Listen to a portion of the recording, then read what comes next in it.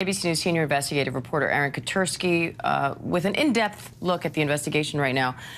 Aaron, what do we know at this point about how this happened? It seems as if this employee walked into the break room where employees were gathered about to start the evening shift, the overnight shift, and just opened fire at random. The way eyewitnesses described this, the pistol was swinging from side to side to side as the shooter appears to have just been targeting no one individual, but shooting at random.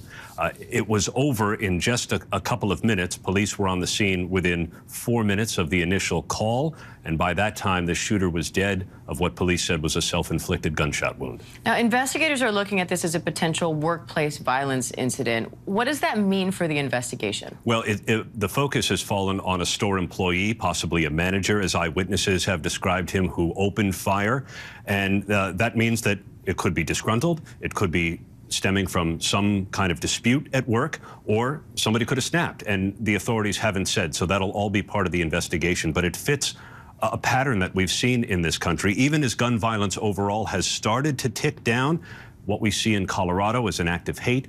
Here in Chesapeake, Virginia, it appears to be a case of workplace violence. Whatever the reason, people are turning to guns as a way to cope with whatever internally is going on inside. Now, whenever these cases come about, you want to think, how can we prevent this from happening again? How is that conversation evolving in law enforcement? Well, law enforcement has different views. Some would say that gun control would be a way that isn't terribly popular in this country, so they're trying to figure out other alternatives, and whether that's monitoring social media sites to try and figure out who likely perpetrators are or who likely targets are to offer protection.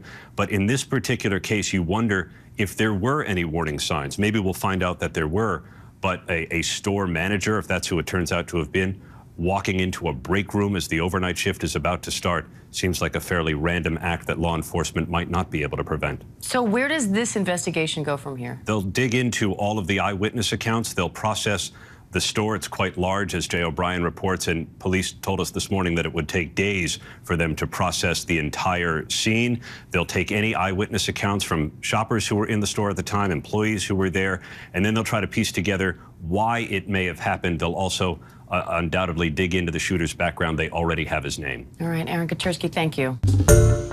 Hi, everyone. George Stephanopoulos here. Thanks for checking out the ABC News YouTube channel. If you'd like to get more videos, show highlights, and watch live event coverage, click on the right over here to subscribe to our channel. And don't forget to download the ABC News app for breaking news alerts. Thanks for watching.